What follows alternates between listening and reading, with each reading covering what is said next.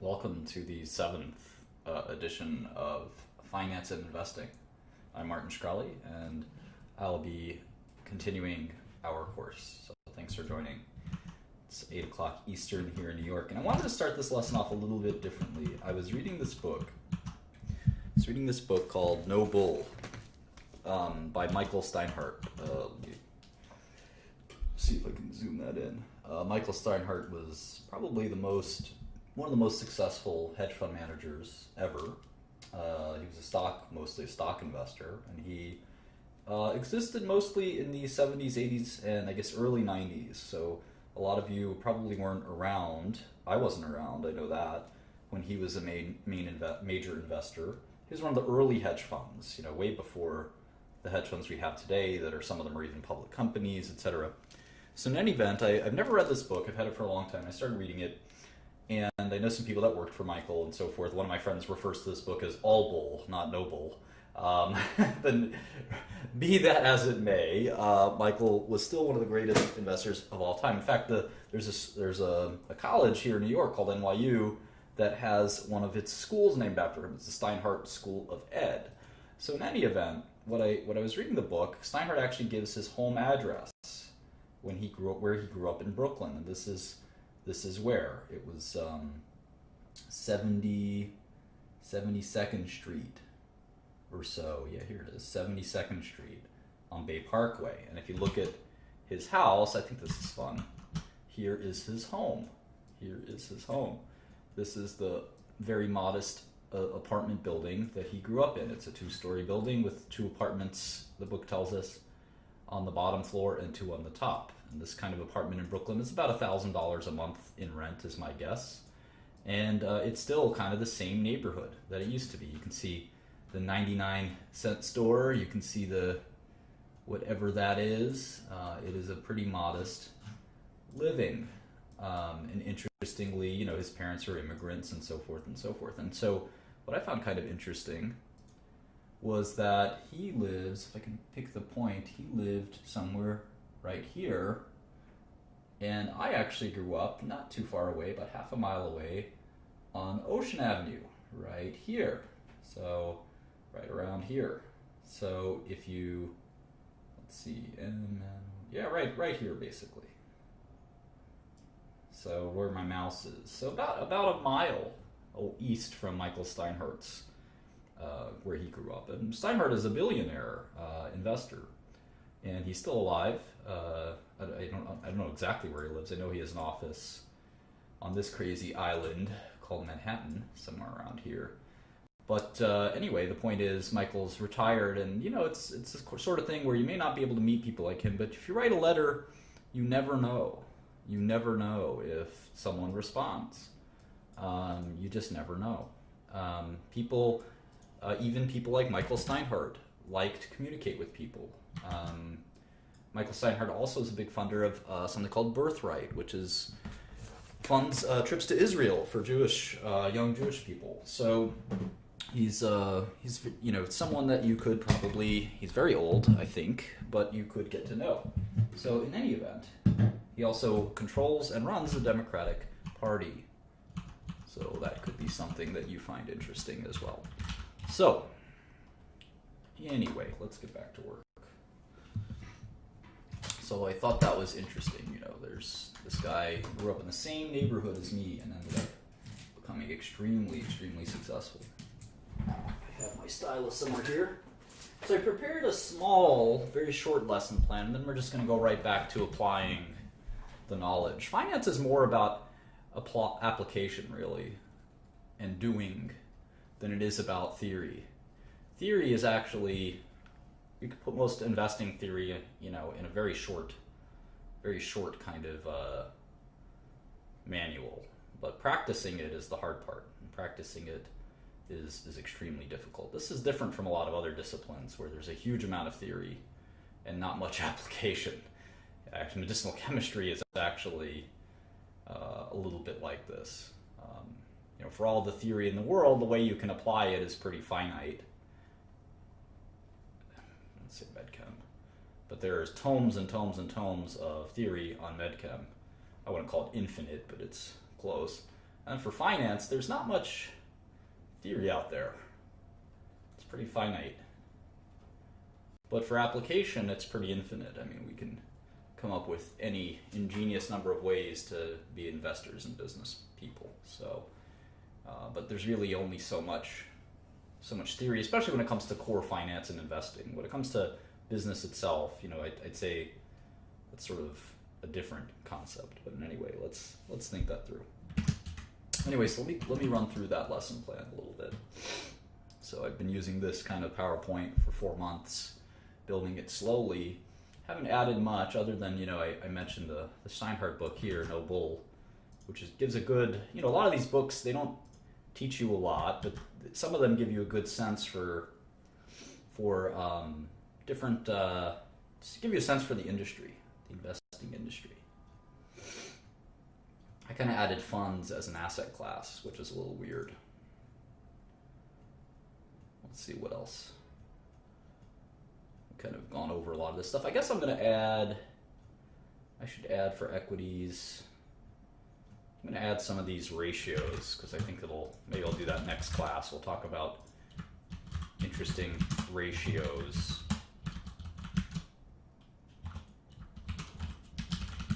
That I've learned over the years and what they mean exactly. We'll talk all about that. So here I'm on the markets and portfolio section, which I just created recently, and we're going to talk more and more about actual markets. And we've talked about a bunch of this stuff. I added this section where I mentioned that there's no such thing as an investor who would prefer to wait years for his investment to work, even if that investor is a so-called long-term investor. I hear often people say, I want to wait years for my investment to work. That doesn't make any sense. You want your stocks to go up as soon as possible, as much as possible. That's sort of the nature of how the math works. Here's a sort of cool 2 slides I added. So I talked a little bit about portfolio monitoring here. And what I mean by this is typically we have a term in the industry you like to refer to as drawdown. Drawdown. And what drawdown is if you graph the results of your account, say this is your stock investing account, and let's say it's $2,000, and this is $10,000, and this is $20,000. Not exactly drawn to scale, but we'll give it a shot. You can experience a lot of volatility around here. Well, drawdown is the peak to trough amount. So if you do this peak to trough, you lost 80% or so. Now you recovered it. That's all you really care about at the end of the day. But the fact that you could lose 80% of your money in some period of time, it doesn't have to be a short period of time, it could be a long period of time, it suggests that there's some risk you took. And that's why drawdowns are a measure of risk. Now they're an actualized measure of risk. They don't actually tell you how much risk you're taking. And we're going to have that duality oftentimes. You have observed risk, which is actually tangible, right? There's actually some loss, like a drawdown or a permanent loss or something. And then there's sort of conceptual risk. You could, for instance, go to the roulette wheel, and you can say, I'm going to bet red. I'm going to bet on red. Here's a little roulette wheel. Red. And there's black. And you basically can bet one or the other. And the odds are that you will lose over time. But they approach 50-50. I think it's like 48%. 48%. And then there's the double zero and single zero that are like 1% each that kind of screw up your ability to bet on just red. So anyway, let's say you bet on red and you took $2,000 and you bet on red and it became $4,000. And then you did it again. You said you're lucky. You did your lucky thing. I don't know what that is. Maybe you have a lucky dance. So you do that dance. This dance consists of picking your leg up. So he's doing the dance and then putting it down. So you do your lucky dance, and this is actually not, this process isn't totally too different from how other analysts actually analyze their investments. It's pretty simple. Of course, my method is a little more difficult, but this is a pretty good schematic for how most of Wall Street works. So anyway, and so was this roulette example. So then you bet again, you go to 8,000, and you bet one more time, and you're at 16,000. And you say, okay, I bet red, and I got it 4 times in a row. That's 0.48 to the fourth, right? What are the odds of that happening? I think that's 0.48 to the fourth. So chance of winning is 48%, chance of winning twice, chance of winning 3 times. So there was a 5% chance that would happen, but it happened. You beat the odds. There's only a 5% chance of that happening. So the question is, did you take any risk? Well, obviously you did, but if we looked at just drawdowns, your graph would look like this. It would look pretty awesome. It would be not even a straight line, right? It would be almost logarithmic. And according to the drawdown theory, well, you never had a drawdown. But of course, if you did this one more time and it turned to black, you'd have 100% drawdown. 100% drawdown. So there are a lot of strategies. A good example in finance is writing premium. Writing premium tends to generate very smooth and good returns until volatility spikes and you lose all of your money. And this is what sometimes we call in the industry fat tail risk. And it comes from statistics where there's a probability distribution, PDF, and there's some asymptotic risk here that's like 4 sigma or 5 sigma that occurs and comes out of nowhere and crushes your portfolio. So anyway, the point is that drawdowns aren't a great measure of risk. They tell us something. They certainly tell us something, but there could be some real conceptual risk in the portfolio. Like if you wrote a contract, say you have a swap contract, and the swap contract pays you $1 on this $20,000 portfolio. It pays you $1 a year if, I don't know, let's say if IBM stays above 100. This is a swap, a custom swap contract that you made with Goldman Sachs, and Goldman Sachs said it's a deal. But if IBM falls below 100, Goldman pays you $1 a year if IBM is above 100. If IBM ever falls below 100, you pay Goldman Sachs $1 million.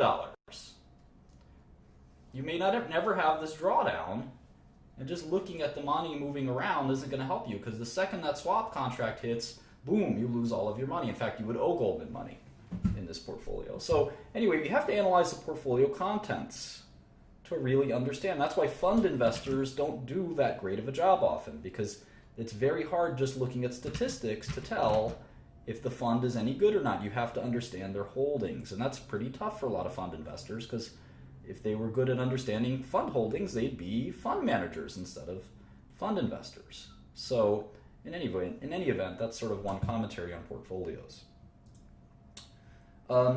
So the reason we like to watch drawdown is because it's very important to sort of have a portfolio that doesn't lead to a lot of loss of capital. All else being equal, you'd rather have this. You'd rather have small drawdowns. If you had something like this, I'll draw it in a different color, I guess.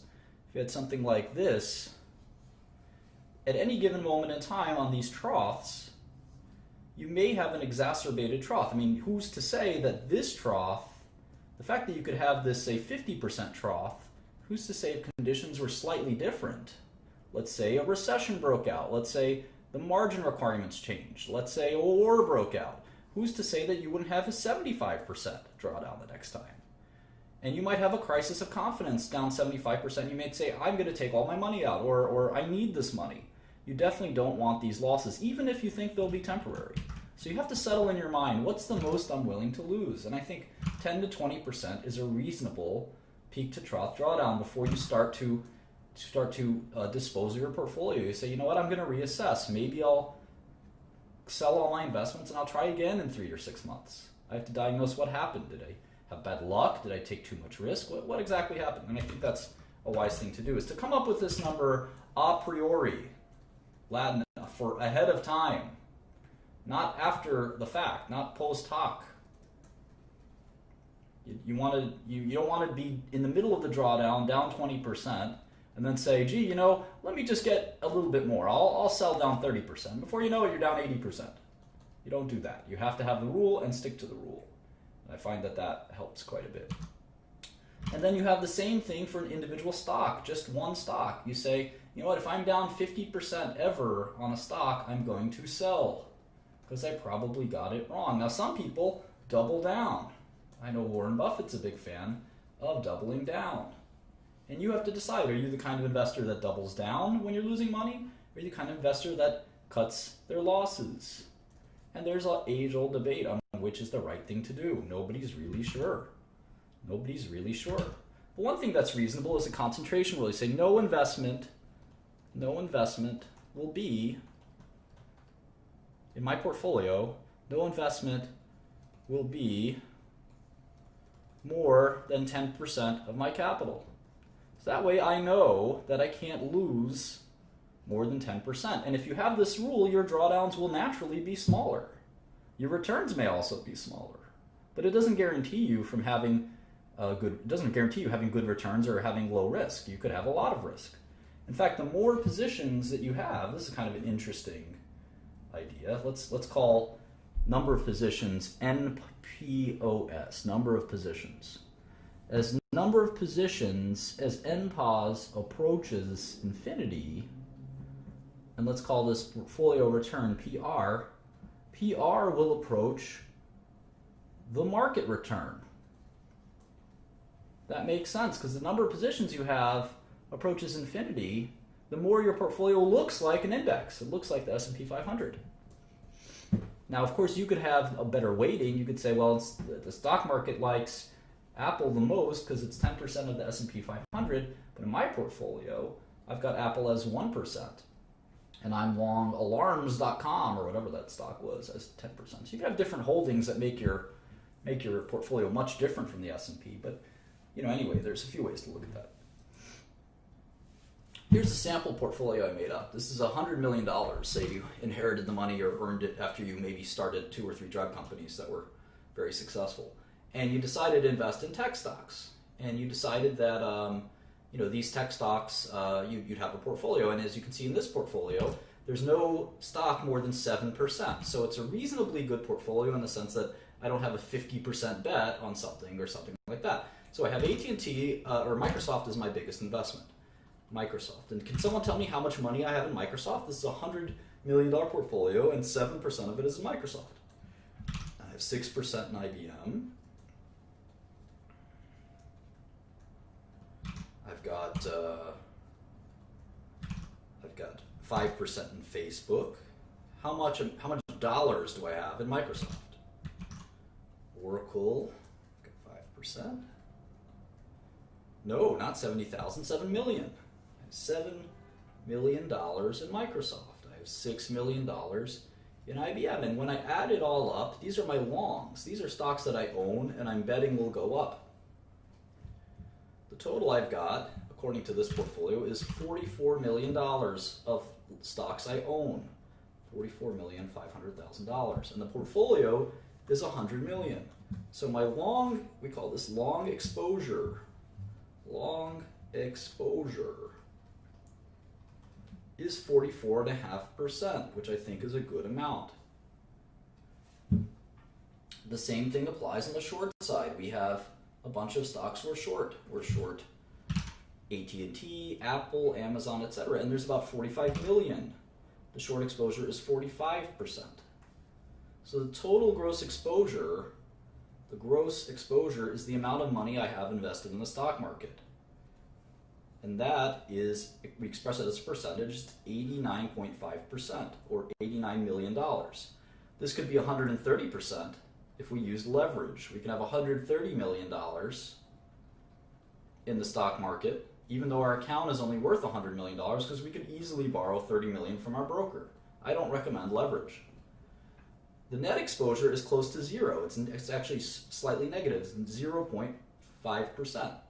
And I really like low net exposure because it means that if the market goes up, my longs and my shorts will, if the market goes up, my longs will go up, but my shorts will go up too. So I'll lose money. I'll lose money on my short stocks, but I'll make money probably on my long stocks. There might be a few lucky short stocks that actually go down even though the stock market's going up. They're always like that. But in general, most stocks will go up, and I'll probably lose money on my shorts. If you're a really good short seller, you make money on both. Now, if the market tanks and it may do that soon, I'll lose money on my longs, but I'll make a ton of money in my shorts. And so that way I'm covered no matter what happens to the stock market, because I can't really predict what's going to happen in the stock market, and I don't think the stock market goes up over long periods of time, so I like having a net exposure that's close to zero. Because there's plenty of companies out there that I know are worthless, so I have plenty of options to choose from on the shorts. So in any event, that's sort of the way I look at the stock market and portfolios and stuff like that. So I'll save this, and you're happy to open that file. It's in the shared drive. I put all of these files in the shared drive. I recently uploaded all of our models.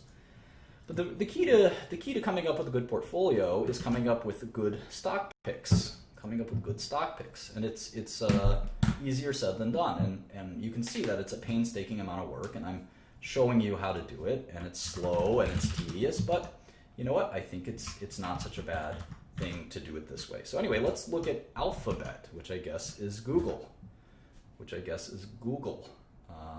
And I can go ahead and go to the SEC website. Now I know they're now kind of going through. Coke Zero is asking, is there a reason the size of your short positions are the same as your longs? Coke Zero is one of my favorites here. He's probably a key part of our chat. Well, I think if you have really good short selling ability, you're not taking excess risk by shorting a stock that is a large percentage of your portfolio. I know the common knowledge is not to do that, but I don't think that's accurate, and the reasons for that are kind of intense and maybe not a good idea to go through right here. So anyway, Google is not going to report earnings anymore. Alphabet is the new company. So we're going to have to sort of change these models around a little bit. So let's see. Google is still the stock. It's $725 dollars a share. Now what's really important is just because it has the highest stock price of all does not, as you can see, does not mean it's the most valuable company. Apple is much more valuable. I remember my dad used to think that just because the stock price is higher, that means the company is more valuable than another company. And what did my dad not know? My dad's a great guy, but he might not be a stock market genius. What was he missing? What was he missing?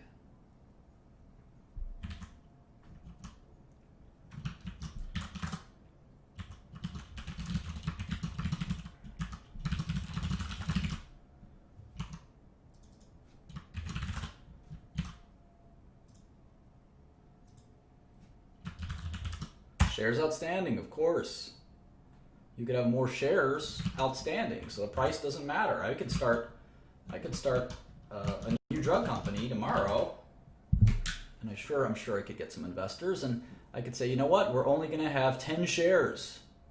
This whole company is going to have 10 shares, and each share is $10 million. So the market cap of my company is $100 million, and that's nice. That's a good amount of money.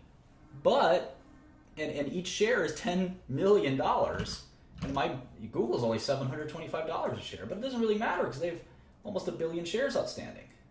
I only have 10. So you really have to think about it a little bit more than that. All right. So notwithstanding this idea that Google will be, this is the last 10K they'll ever file as Google, and they're changing everything to Alphabet and this and that, let's still take a look. And we can see they have all these kind of complicated shares outstanding. It's a pain in the neck. Looks like 292, 50, and 345. Class A, Class B, and Class C. And we don't have to worry too much about what does that mean, Class A, Class B, and Class C. They're just slightly different versions of common stock. They're all common stock, though, at the end of the day. They probably have different voting rights. So Sergey Brin and Larry Page, the founders of Google, probably said, let me have a different share than all the rest of you because I want to be able to vote more than I want my B shares and C shares to mean more than the common person's A shares because I'm the founder of the company and I want to be able to control the company. And that's not uncommon, especially in technology. So anyway, it's a $500 billion company, which makes it the second biggest, right? The second biggest company we've looked at next to Apple. And I wonder how much cash they have. I wonder what their earnings ratios are. I'm curious about all this stuff. It fascinates me. So let's take a look. I wonder if they have their balance sheet in here or they do it somewhere else. Consolidated balance sheets. There it is. All right. So notice this is 2014, this is 2015. So you got to use these numbers, not these numbers. All right, looks like they have 73 billion of cash. 73066. Let me just write down Q415. So the enterprise value will probably be lower. Let's see what if they have any other investments. Here they have another 5 billion. Yeah, I don't like the alphabet name myself, but you know that's their call. All right, so they have some debt. They've got some Google debt, 2 billion there. Where else? Short-term debt, another 3 billion. All right, so not much debt, mostly cash. So they're like Apple. They've got this massive amount of cash, and they're waiting to buy something. But I guess they find the startups too expensive. The Snapchats and the who else? The cool little startups that are out there. And but you know, between them, Microsoft, Facebook, and Apple, there's how much is that? 300 billion of cash just sitting there, not doing anything. These companies don't need that cash. And they can borrow probably double that. There's probably 600 billion waiting to buy something cool. Makes you want to start a tech company, doesn't it? Now, interestingly, I like to rank my companies by enterprise value. So technically, Google is the most valuable tech company in the world because the enterprise is worth 425 billion. Apple's is only worth 418 billion. Now, the market cap of Apple's a little bigger, but they also have all that cash sitting there. So technically, Google, the way I look at it, is the most valuable company in the world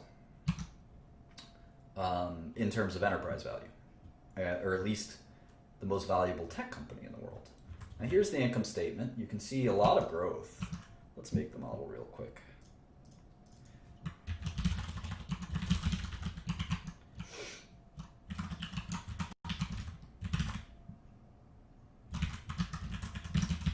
You can see a ton of growth. Revenue went from 55 billion to 66 billion to 74 billion. And those are all ads. Google is an ad machine. You can see revenue grew 14%, 19%. At one point, Google was growing a lot more. So these are more, I wouldn't call them pedestrian. These are still very high growth numbers. 14%. Let's see what Wall Street thinks 2016 will look like. And remember, you can get this from Yahoo too. You don't need a Bloomberg. So for revenue, Google, they're saying 71 billion. Now remember, they're going to move. Alphabet is kind of all messed up, right? Because is it A? Is Alphabet A? No. What's going to happen? This is so annoying. All right, 2015 revenue is 75 billion. So why doesn't that match up on Bloomberg? Well, either way, they're projecting 18% revenue growth. So maybe we can just put in that. So they don't expect revenue to slow down meaningfully. So you can see Google has 18% revenue growth. And the only company growing faster is Facebook. That's pretty interesting, right?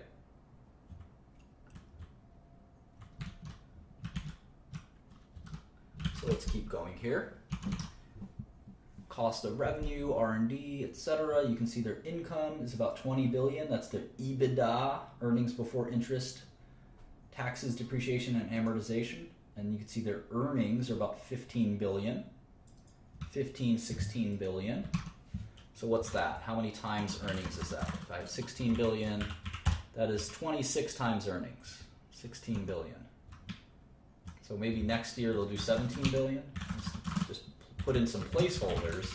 And you can see that it's interesting. On a 2017 basis, let's see. Let's multiply this by 15%. Let's multiply that by 15%.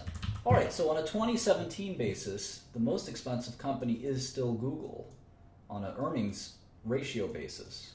And Facebook actually will be growing so fast, hopefully, that it's not the most expensive company. But of course, we still have to think about risk to cash flows. And we'll spend a lot of time doing that. But some of these ratios are interesting. Google is 3 times almost more expensive than Apple. That's how pessimistic the stock market is on Apple's earnings longevity. People think Google's earnings, even though they're smaller than Apple's, right? They're much smaller. Look at that.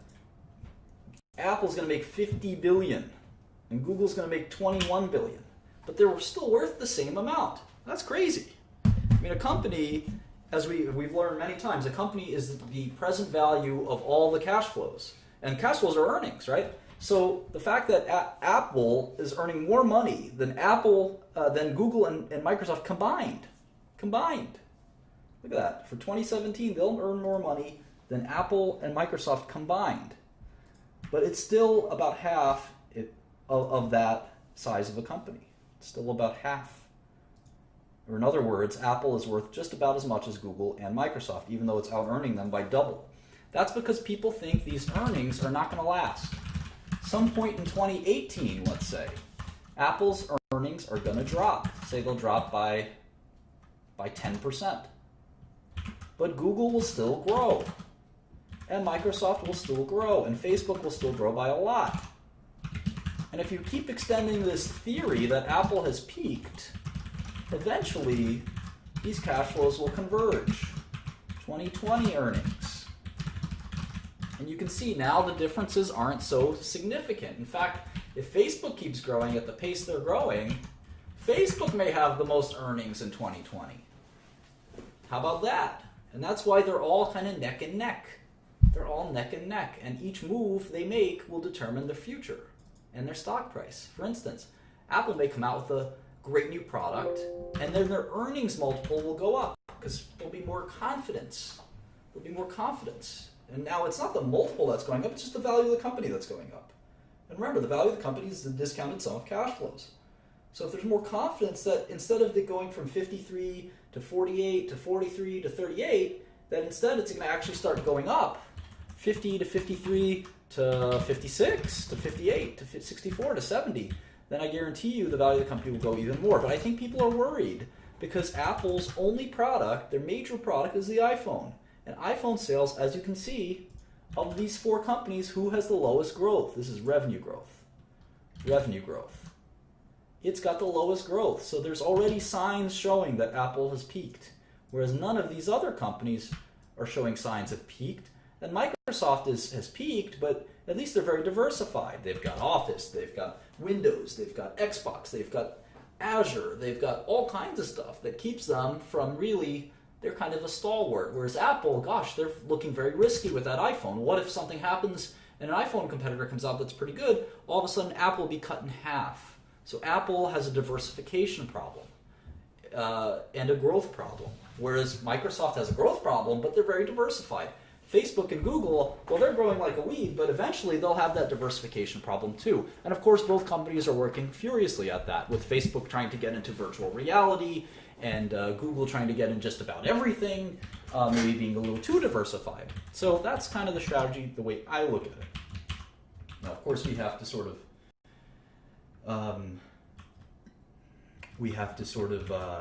go into all of this in more detail, and we learn about their business model when we do that, right? That's the cool thing, going through these numbers. Now you can see their cash flow is actually a little bit better. Well, I don't know. If you exclude the DNA, it's about equal to net income, as the quick eyeball will tell us. And so the best way to do the annuals, as I've told you a few times, is to actually go to the 8K.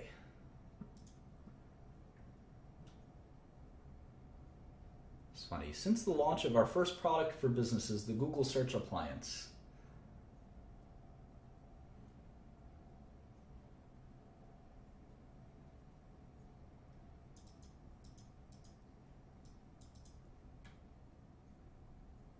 Bebop.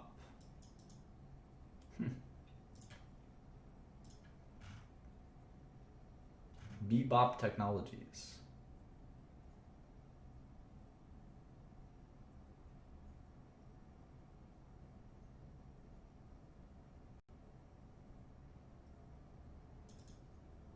John Doerr will replace Diane on the audit committee. John Doerr is a legendary Silicon Valley venture capitalist. All right, so here's the 8K. So weird. Here's the third quarter, but I don't see the Q4 8K. What a pain. What a pain. I'll tell you what, maybe I'll go to Google Investor Relations. Sometimes that'll help. Alphabet Investor Relations. I like their website, abc.xyz. It's kind of funny, isn't it?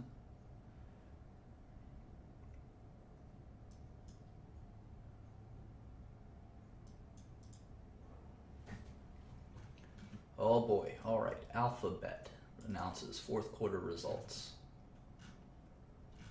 I'm just going to look for something that looks kind of like an income statement. You can see revenue growth and constant currency revenues grew 24%. It's pretty good. And remember, they're well, let's see here. I don't know why constant currency revenues would be growing faster. I guess because the euro is holding it down. That's the reason. Everyone's being depressed by about 6 or 7%. That makes sense.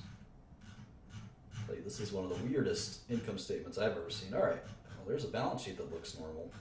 How about an income statement? Oh, okay, good.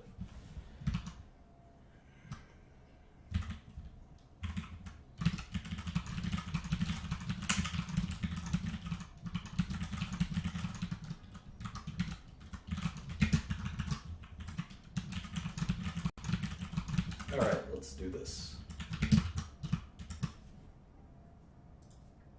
I wonder what Google's margins are like, right? I mean, in fact, maybe we'll make that column here, gross margins. Gross margins. Let's fill that out real quick. What's Apple's gross margin? I think it's 40%. Let's check it.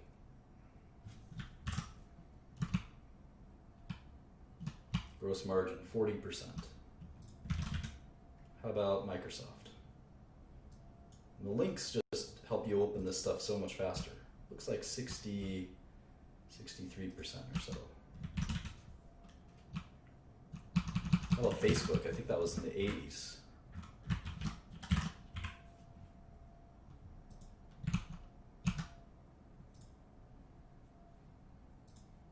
$86. Wow. They have almost no cost. That's like a pharmaceutical company gross margins. Crazy. But IBM is really low gross margins, if I recall correctly. Oh, maybe not that low, 52 or 50. So Apple's got the lowest gross margins. That's not uncommon because they're a hardware company. Hardware companies, you got to actually make stuff, right? Whereas IBM, Microsoft, Facebook, you're selling software, and there's actually no stuff to sell. It's all electronic. So anyway, let's look at Google. 21,329 revenues. They do the revenue, the columns backwards, right? Usually you have 2015 here and 2014 here, so it's a little backwards. All right, so gross margin is 62% for Google. 62%. That means for every dollar of goods they sell, they have 62 cents of profit. That's almost the same as Microsoft. You can see these are all pretty high margin companies. Even Apple, for a hardware company, 40% isn't bad. Right, so there's cost of goods sold, gross profit. Now, of course, our favorite lines. You can see every company in America has got the same kind of lines. Research and development, sales and marketing, general administrative, research and development, your new products. Even retail companies have product development costs. Obviously, something like a retailer or a restaurant company is not going to have research and development. McDonald's doesn't have research and development, or at least they don't have much of it. Sales and marketing is a more important line for a lot of companies, and general administrative is just their workforce. These, in total, we call these operating costs. When you subtract that from gross margin, we call that operating profit. When you subtract it from gross profit. and we can actually get the operating margin, which is pretty important. Operating margin. And that's just operating profit divided by revenue. You can see it's about 30%. And so I'm going to make that as a column. Google's operating margin is 30%.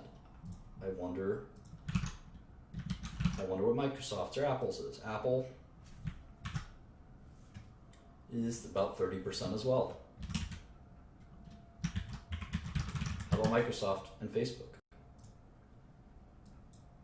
You can think of operating margin as what's left over after all of your business costs are deducted.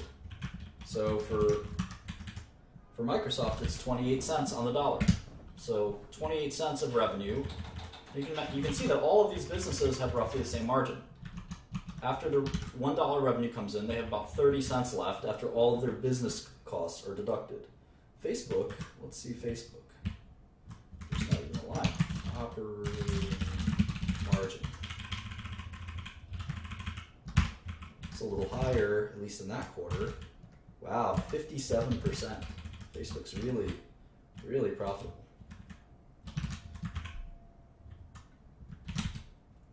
See, it's 54%.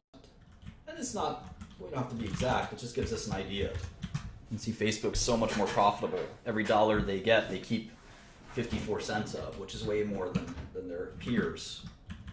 In some ways, they're sort of peerless, aren't they? All right, let's see here. Other incomes, like interest income usually. Taxes, 819.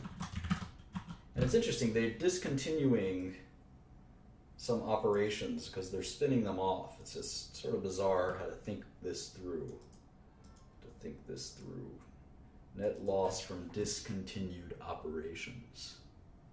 I wonder what those discontinued operations are.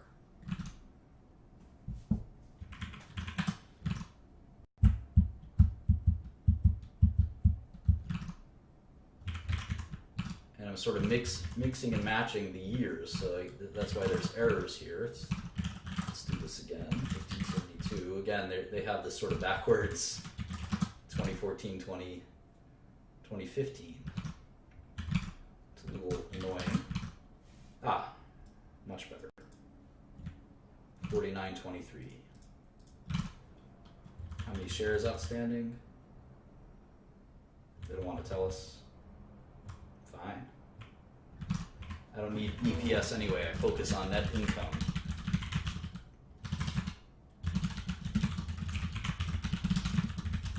And you can see Google pays almost no taxes. How about that? What's Google's tax rate? 5%. Holy moly. That's the lowest tax rate I've seen. Google don't like to pay taxes, do they? 5%. Holy moly. Let's do this for Q4 14. 18103, 69.1, 13.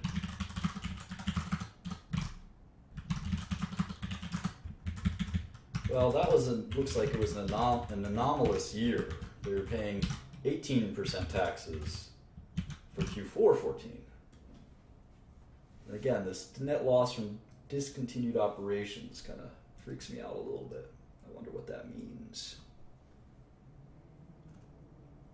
Irrespective, that's that. So how about GAAP to non-GAAP? Looks like substantial differences here. Mostly probably on stock-based compensation though, so. Here's the shares amount, 697.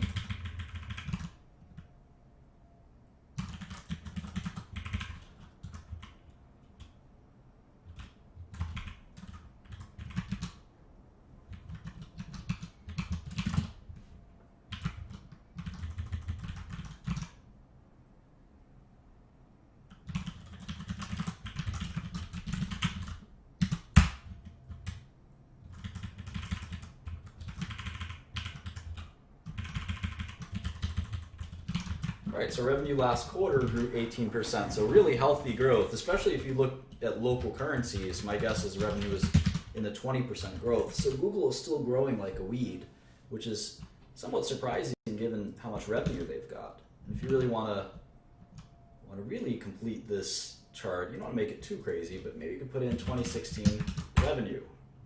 2016 revenue. And for Google, we're expecting 88 billion. 88,487. I'd be curious what these other companies are doing. I think Apple is in the 100 billion club, maybe even 228 billion club. Jeez. More revenue than anyone. I think Microsoft is like 120. Nope, 92. Nope, even less than that. 88, 89. It's hard because Microsoft has these weird fiscal quarters, right? Maybe 89. Isn't that interesting? Microsoft and Google have almost the same exact gross margin and operating margin and revenue amount. The only difference is Google is growing much faster, 18% versus just 1%. How about Facebook? I wonder what Facebook's revenue is. Very low, right? 25 billion. So compared to these companies, it's like Facebook doesn't even belong, right? Look at how little their revenue is and how little their profits are, 10 billion. But the reality is it's growing even faster than all of them, 40%. It certainly makes you wonder, we'll do the net present value and the discounted cash flow. It makes you wonder if Google could be a good long as well. We'll do the discounted cash flow soon. See if we can see the old news, that'd be good. Here's Q3, Alphabet Q3 results. Here's the income statement. And again, it's nice to just be able to copy and paste. And the results kind of fall off your fingers very simply. Now Google is an ad company, so there's going to be a lot of interesting, it's very different from the other companies we've looked at, save maybe for Facebook. So one of the things we can do that's kind of fun, I think it's going to be a lot of fun actually, is we're actually going to combine Google's and Facebook's results to get sort of an ad industry model. And I think you're going to find that entertaining.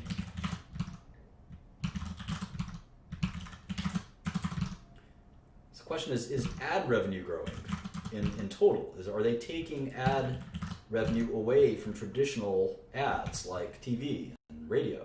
Obviously the answer is yes, but the question is how much, and at what point have they cannibalized the entire ad system? Or are there going to even be TV ads anymore?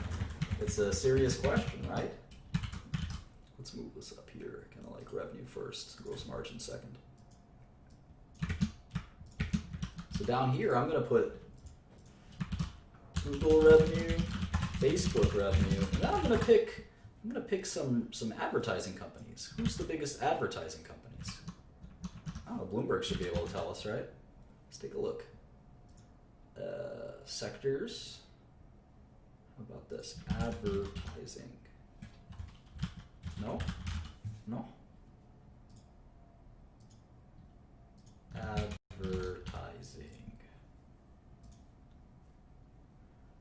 It's hard to figure out who sells ads exactly, right? WPP and Omnicom are the two big ones I know.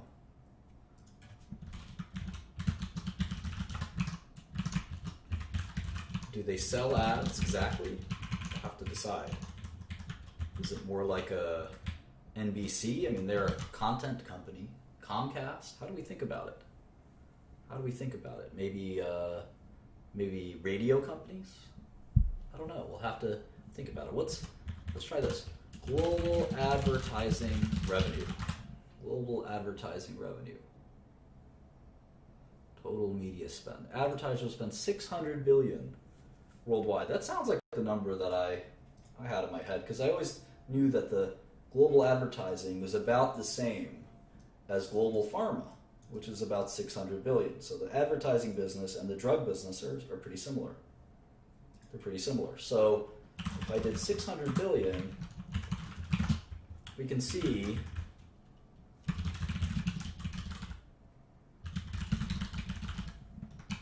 we can see that Google has already got 15% market share of all global advertising.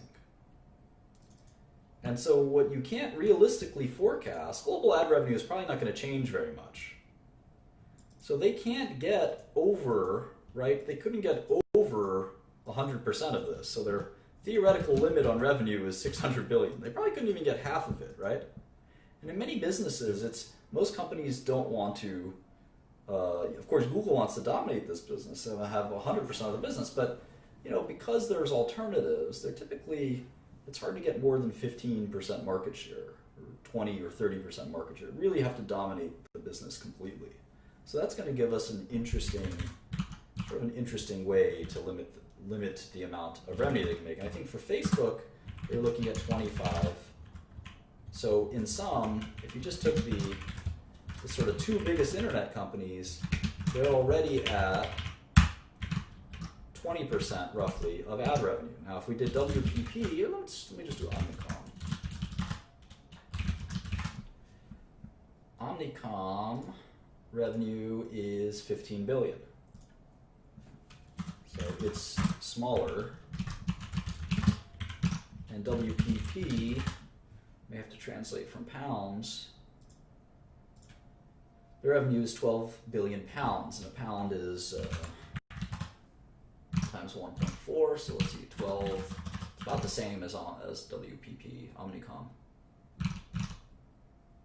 1.4, yeah, it's 17 billion. So if we add all of these guys, I mean, Google's got so much more revenue, but we can only account for, at least with public companies, 24%. 24% of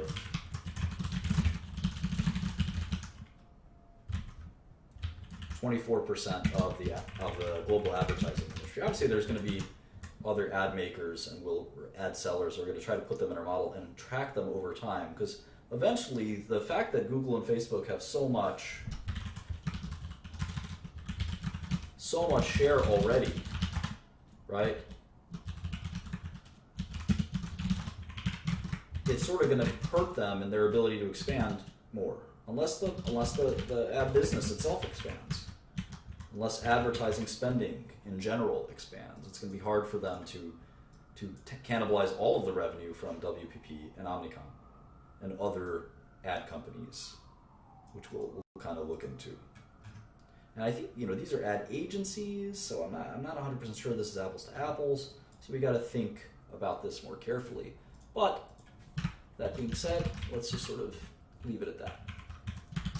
We'll look into it. But that's sort of to, as we think about how are we going to forecast Google accurately, we can't just say, all right, well, last quarter they grew 18%, so next quarter they'll probably grow 18%. Well, that might work for a quarter or two. What about next 5 or 10 years? That's not going to work for 5 or 10 years. We need some more substance to sort of decide how big is their opportunity? How much more can they grow? Is it pricing? What is it? Now, you could argue that internet ads are much more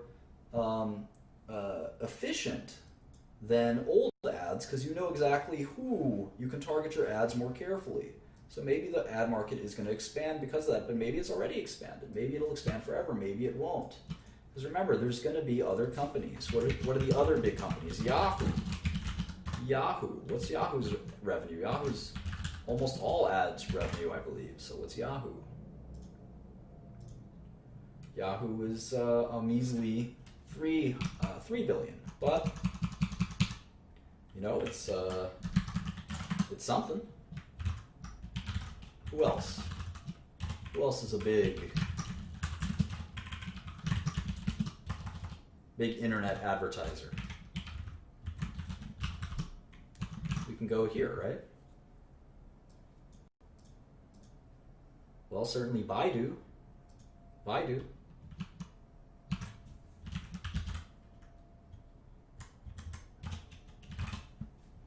Sure, people use Yahoo Finance, which is a good example. CNY. Wow, I didn't know that Baidu already has 12 billion of revenue.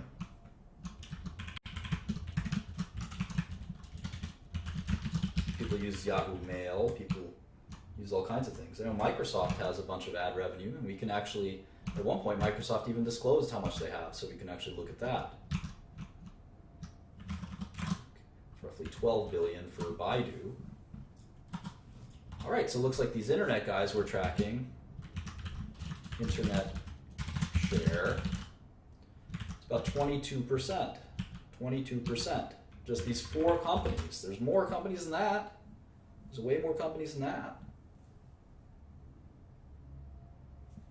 So if we add all this up,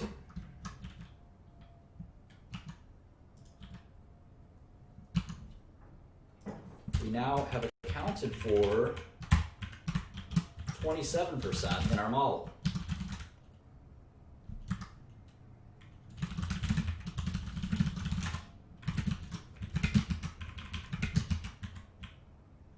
And I'm sure we can do that with a few more additions. But obviously, as we get lower and lower on this list, there's going to be lower and lower revenue. So it really is a Google and Facebook dominated ad world. Twitter? What about Twitter? Twitter's all revenue. We pay for Twitter, right? Twitter, 3 billion. Even less than Yahoo, but it's growing.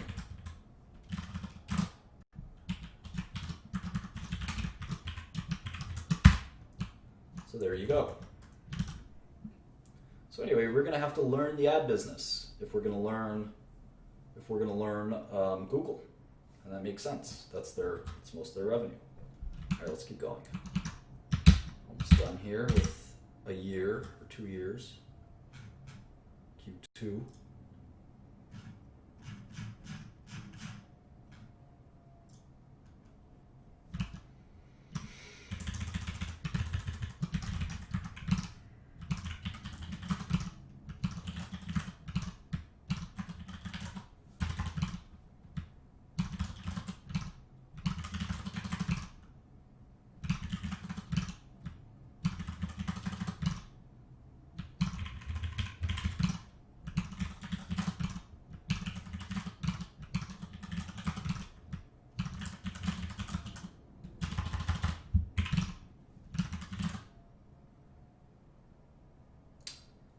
Did I just overwrite this? I shouldn't have done that.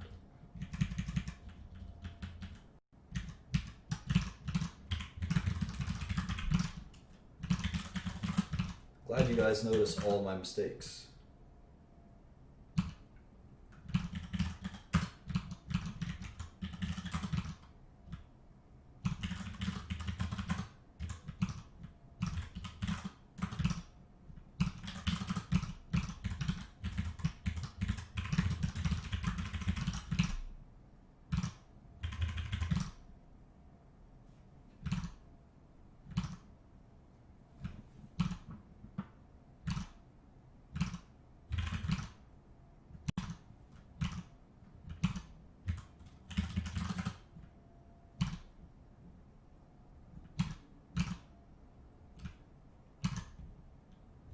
Great.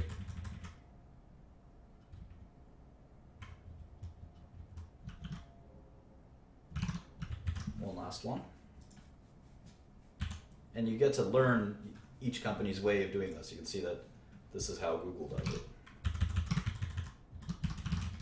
So every quarter we got to go to this crappy website. Ironic, considering it's the best internet company in the world.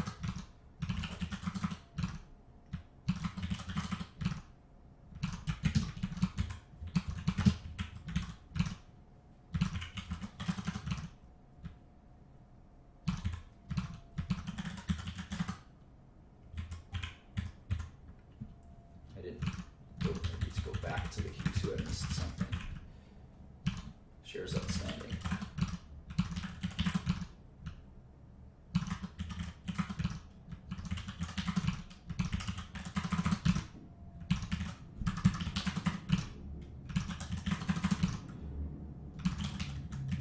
All right. Let me just go back and quickly get that last number I missed.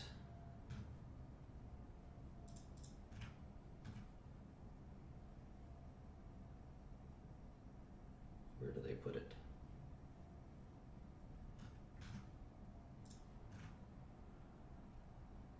How frustrating.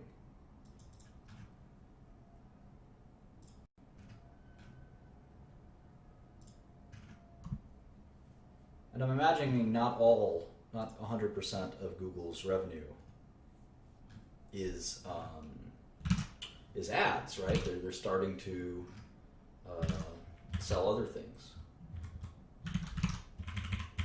web services.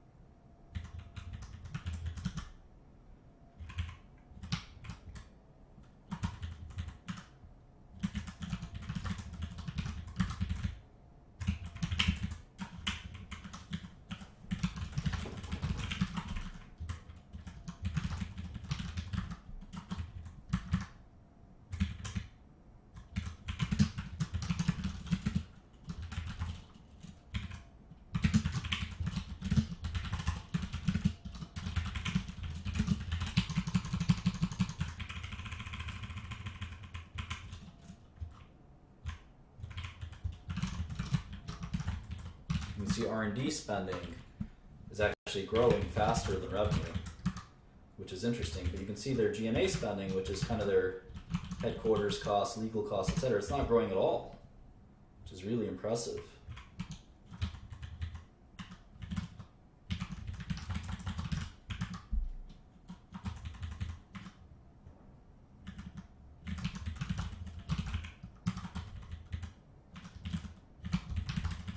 They're spending a lot of their money on those advanced projects, or whatever it is. So you can sort of forecast earnings. Their tax rate kind of fluctuates, but looks like on average it's about 20%. Just you can also track that in our main page. We can track the tax rate for each of these big tech companies. So it'll actually be pretty important for us. Right, so there's sort of our rudimentary model where we forecast for 2016 at least that they'll make $18 billion, and Wall Street's been saying $18 billion, so it's a pretty reasonable guess as to what they'll do. Now we're going to have to sort of reverse engineer what the stock market thinks what will happen, what the stock market thinks will happen, I should say, which is sort of my method of imputing the market's expectations using discounted cash flow.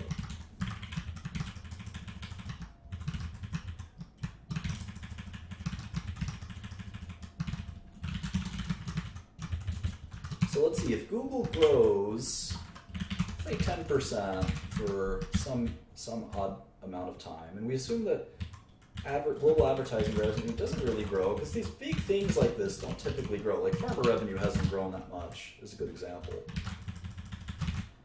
We can see that Google will go from 15% market share to 25% market share.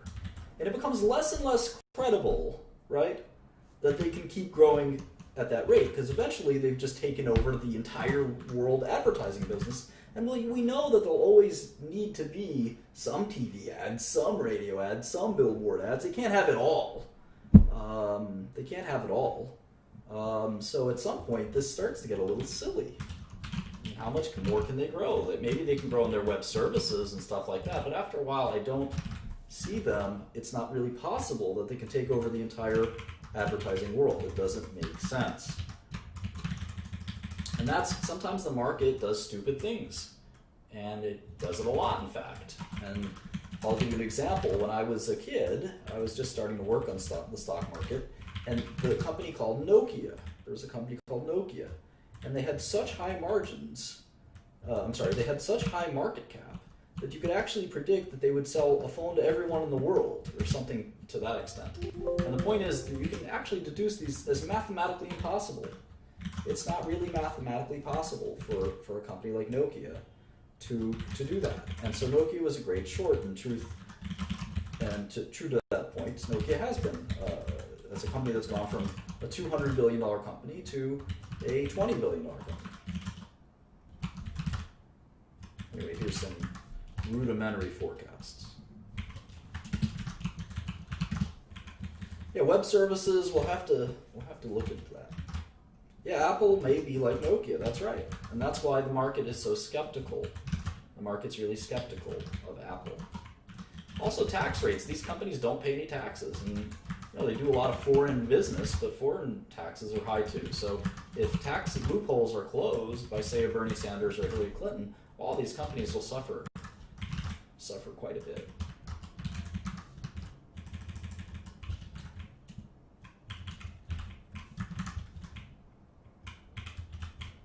Now, one argument is that Google doesn't really have to spend on R&D, and that this R&D should be cut to reflect the fact that they're spending on this R&D to generate more revenue. And if I'm penalizing them for R&D, I probably shouldn't be doing that, right? And we'll talk about that dynamic quite a bit. In all of finance, that's a really important dynamic. So let's assume at maturity they drop, and let's assume their discount rate is something in between. We should put discount rate over here, just so we know kind of what we're giving it. Master discount rate.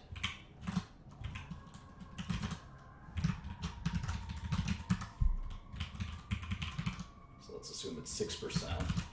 Actually, I could just link it like this. So now we can get an NPV.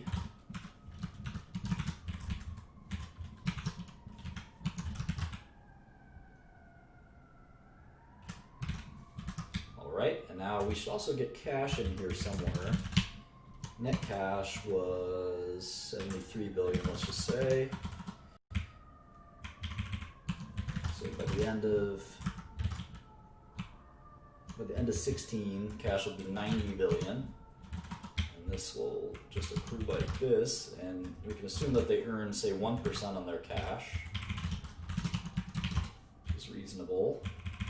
And it's really penalizing them by not assuming that they earn anything. So we have to give them something. And if you like one company's management team, you could say, well, maybe they're earning 2% on their cash. That's another way to do it. Anyway, what's the NPV? It's a little more than their current market value.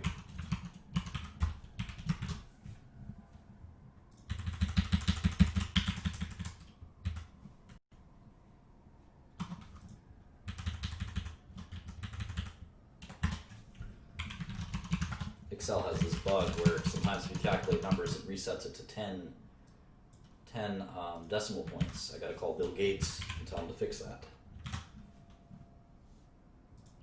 All right, so we get about 1,147 versus the current stock price of 725, which is a nice return, 58%. 58% return.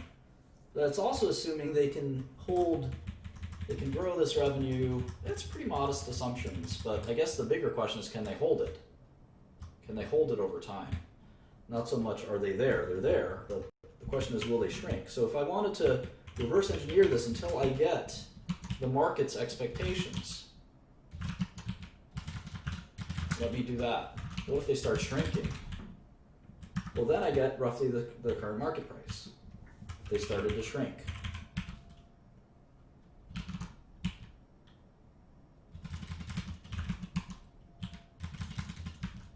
If they started to shrink a few years from now, that's how I get the shares as fairly valued. And they peaked at 17 or 18% of all global ad revenue. And who knows, maybe we'll stop Googling things in 2020 or 2030. I mean, did you ever think of that? There's probably a pretty good risk that we'll stop Googling things. There's a decent chance. Maybe the discount rate should be higher. 6% here. What are we saying for Apple? Apple should be like 7%. Oh wow, we got 5% for Apple. Wow, if we put 7% in there, then the shares will go down. I definitely think Google is less risky than Apple, but maybe not. I don't know. Microsoft should be like 5%, right? Yeah, 5% sounds good. Facebook should be the highest. It should be like 10% discount rate, I think. 8%, right? As long as it's the highest. We should put our fair value, right? Fair value.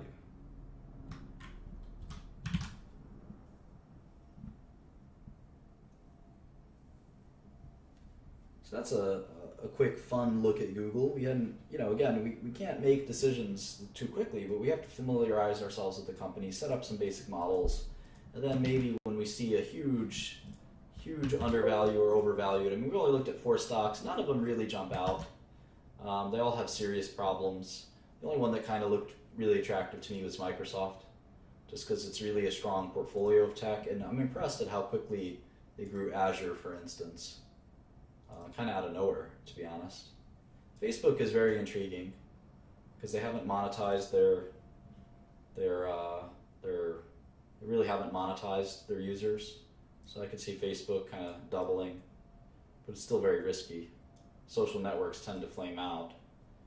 How about Amazon? Let's do Amazon super fast.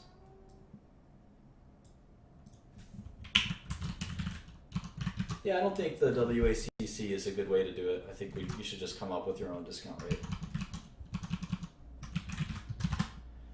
Amazon, $559.47 a share. These tech companies don't like splitting their stocks. Trying to be like Buffett, but you ain't.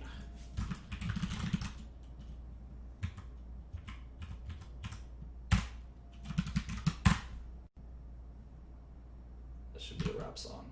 I should be a rapper, I think. Sometimes I think. I would be good at it. Maybe I go to Amazon IR.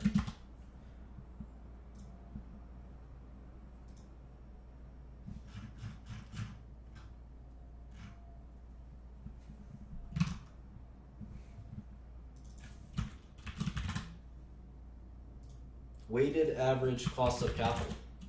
It's a way to determine a discount rate, but I think it's faulty. I would not recommend it. The concepts that arise from WACC or WACC it's a good sort of conceptually, but it uses beta, which I think is not really a good way to do it. And then it sort of evades the concept that there could be some companies that are really have very, very little risk and bear no resemblance to things like equity risk premium and stuff like that. That's a little. It's not, I wouldn't take it beyond, it's just sort of not a good way to learn it. So there's Amazon's revenue, total revenue of 35. Well, they want us to look at 2 lines of revenue. So they have their retail business, product sales, and then they have their Amazon Web Services, I guess, services sales. So revenue is about $35 billion a quarter.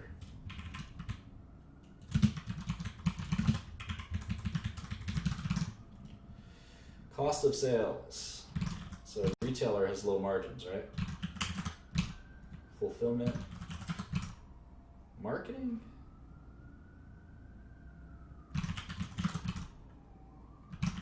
Technology and content. G&A. Other. I'm going to put other and G&A together.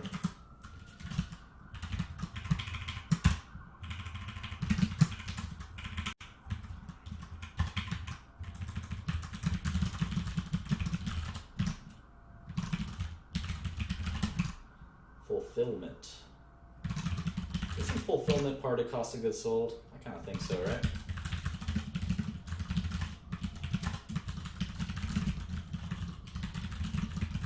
Should I put it in as part of cost of goods sold? I think so. Either way, you can see Amazon is almost, unlike these other tech companies, are barely profitable. And this is going to be the really interesting dynamic, you'll see. I think we should put fulfillment as part of cost of goods sold because it's sort of shipping is a cost.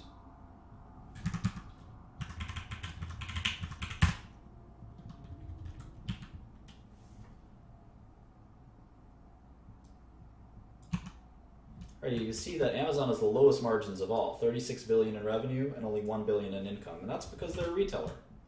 But they're not just a retailer; they obviously have the Amazon Web Services too.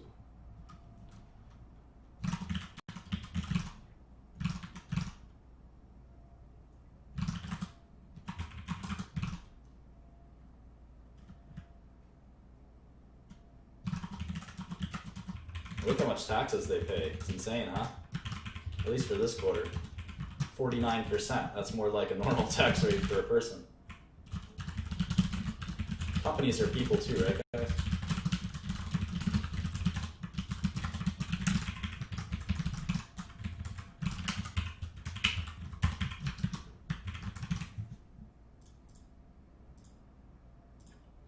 I'm gonna play some League of Legends after this, and maybe I'm gonna drink a beer. Yeah. So let's do their gross margin and stuff like that. Gross margin, look how low their gross margin is. 19%, that's actually not terrible for a retailer. It's about average. But compared to their peers, it's by far the lowest margins, right? By far. How about operating margin? They're like barely break even. It's barely a business. And they've been around so long. Operating income, 1 billion. 35 billion. I don't need to be a mathematician. No, that's about 3%. Look at that, right? They're barely profitable compared to these other guys. That's wild. I always thought Amazon was a short.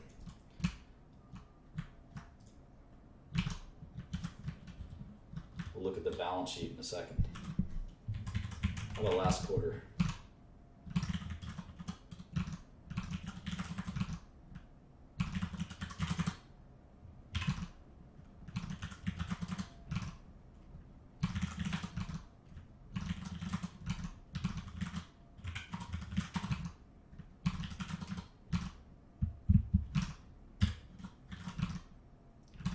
Last quarter they were profitable as well, but just barely, right? They only made $429 million. For a $200 billion company, that's insane. That's so small. It's like almost nothing. So people are always shocked at the value of Amazon. It's like an absurdly overvalued company. Let's see if we can find a balance sheet on this website. Here we go.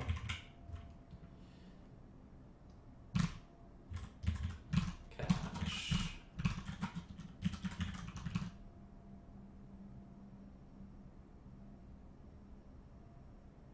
That's it for cash. Accounts payable, accrued expenses, unearned revenue, long-term debt 8235. Other long-term liabilities. I think that's probably fine.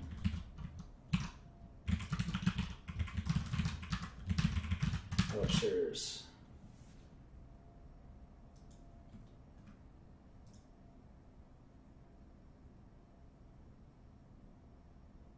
$471 million. So $263 billion company, tiny amount of net cash. They're not nearly as, they would have a hard time buying, they wouldn't have a hard time because they could place debt, but they sort of would have a hard time buying a huge company. And they could always do it with equity, but you can see their enterprise value ranks them fifth, about a $250 million company. But if you look at the earnings, I mean, how much could they make in 2016? Just look at our model, right?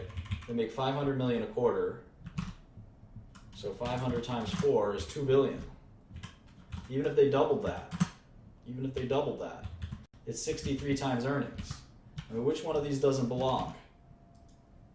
The heck is going on here? They could double earnings for a long time and they still won't be the same. And nobody doubles earnings, come on. You gotta slow down at some point. So how is Amazon, how can Amazon be this overvalued? Sounds like a good short. Revenue growth is 22%. That's pretty good. So maybe they'll grow their way into some success. revenue, they have quite a lot of revenue.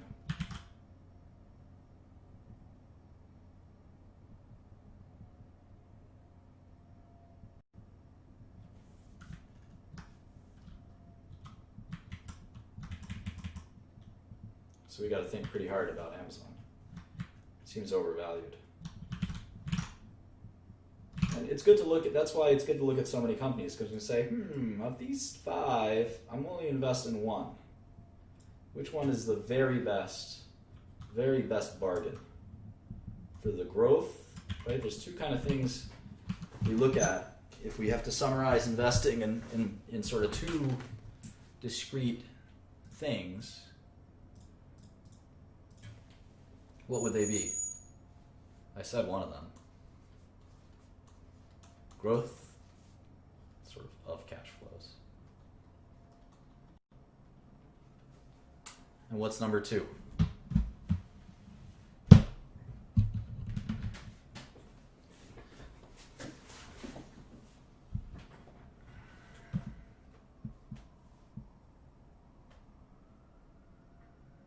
No, not value. Value is how we look at thing number 1 and thing number 2. Yeah, sort of predictability is a good, there's a better word for predictability.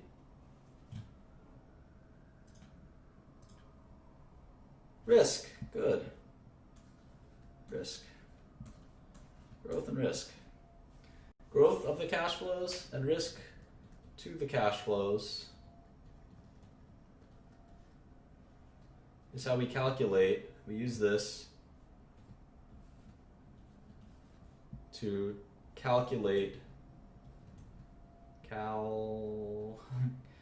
me just start over. Calculate value. And obviously we don't know these things for certain, right? We don't know what the growth of a company will be. It's hard to tell. It's really hard to tell. We don't know what the risk is. It's really hard to predict risk. I don't know if we'll be using Google in 2020 or 2025 or 2030. For all I know, we'll be using Google even more. I don't know. It's hard to tell.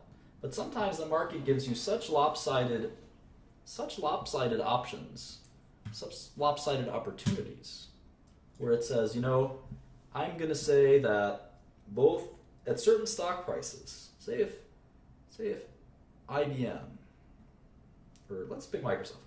If Microsoft's at $51, which is 14 times earnings, the enterprise value to buy the whole company is $333 billion, and the earnings is about $24 billion. Let's say for whatever reason Microsoft stock drops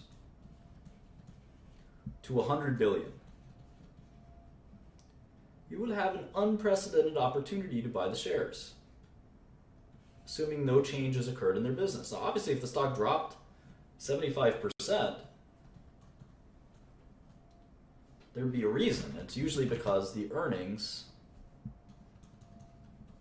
there'd be something that was impacting the earnings.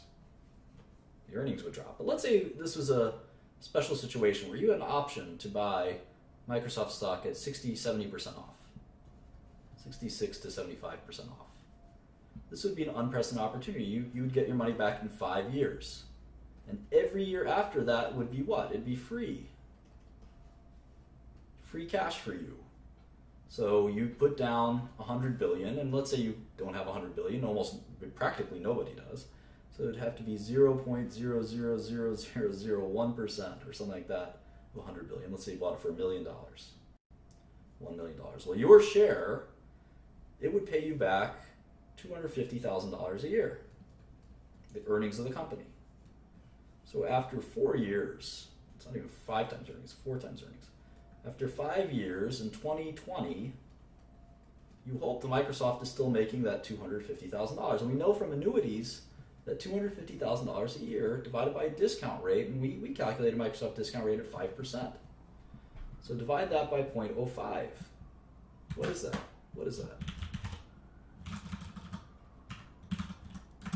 $5 million.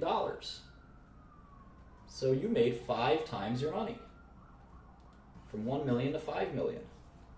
And sometimes the markets give you these opportunities, especially if there's some crazy news or something like that, that temporarily people start getting scared and you say, you know what, I still think they're going to make 24 billion. Or maybe it's not 24 billion, maybe it just goes down to 20 billion. That's still a bargain. That's still a bargain. So you got to think that through. You got to think through these opportunities. So anyway, there's about 5 minutes left. I want to take some questions. We're not going to finish Amazon today, but maybe Chipotle is a good example of a company that's got a problem right now, but maybe their stock will be cheap because of that problem. And their earnings will be just fine 5 or 10 years from now, and you'll get a good bargain. I'll take some questions.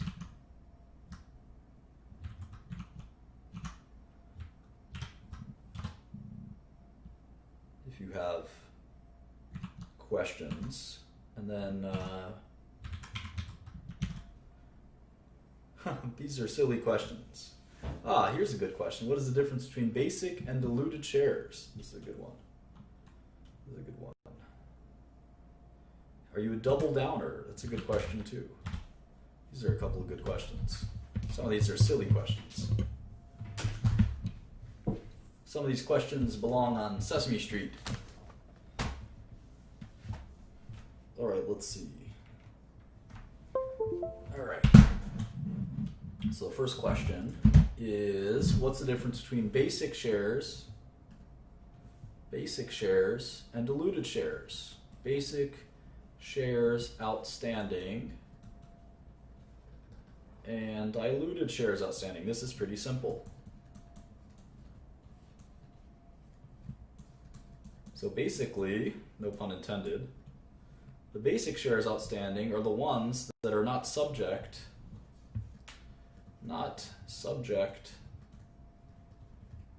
to an event. So these are the shares outstanding that the investors own. The diluted shares outstanding include shares that could be converted, shares that are convertible upon certain events. There's two main types of reasons why basic shares will be less than diluted shares. There'll be some extra shares that are dilutable.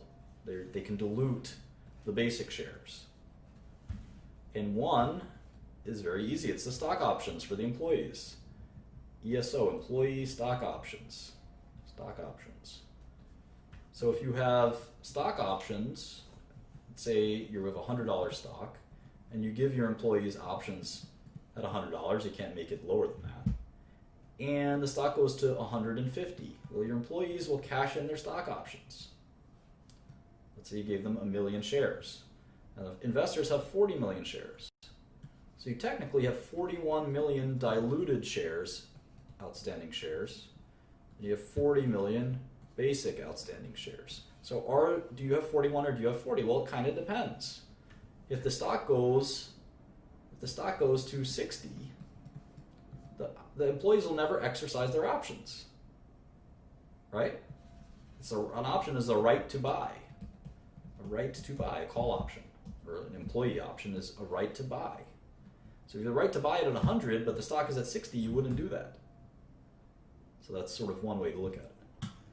Do I double down? Have I ever shorted something to zero? Yeah, practically, I short a lot of biotech stocks that have a big cliff usually. Something like this happens, like a drug failed a trial. Drug fails phase 3. There's a drug company coming up soon called GW Pharma that I think will fail their phase 3, and the stock will plummet. It will go down 80%. I usually get out at that point. So that's typically what I do. I can't tell you what I think of one stock or another stock or something like that, and I can't answer questions about Bitcoin or something like that. I don't know anything about that. What else? Any other questions?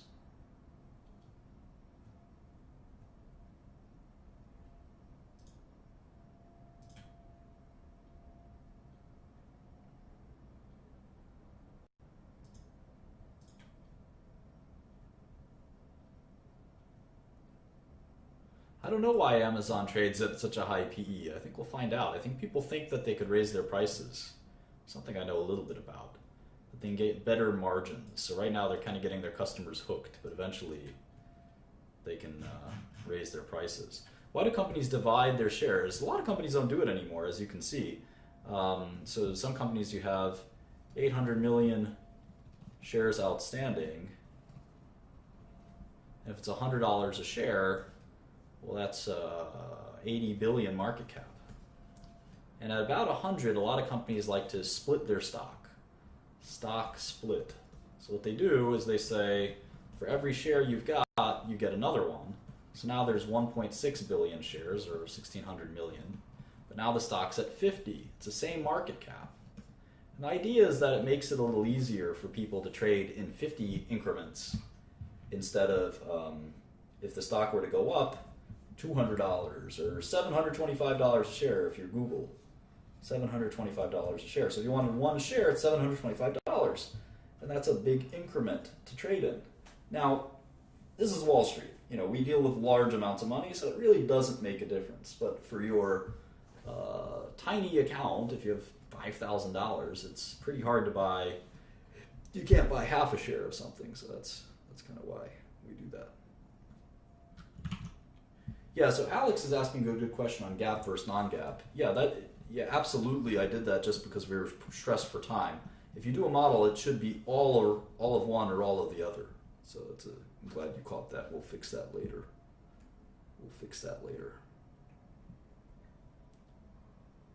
Do you personally think that hiding revenue in offshore banks to pay less in taxes is, lack for a better term, fair? No, I don't think it's fair. It's illegal, I believe. You can go to jail for that. I don't encourage anyone to do that. Now, companies do have tax. Most companies have a tax group whose goal is to lower their tax exposure. Wouldn't we all be nice to have 10 or 20 people calculating how you can avoid taxes? That would be great. And they're usually very successful. You can see these companies usually pay 10 to 20% in taxes. All right, well, this has been about 90 minutes, so I'm going to sign off now. Maybe I'll address so-called technical analysis later, and how I think it's a mirage. Technical analysis. I don't think it's a reasonable or real thing. It's sort of been replaced by quantitative analysis.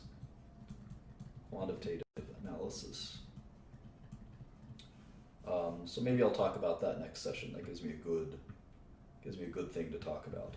All right, have a good one, guys. I'll see you maybe tomorrow, maybe the day after that. Bye, everyone. Thank you for listening.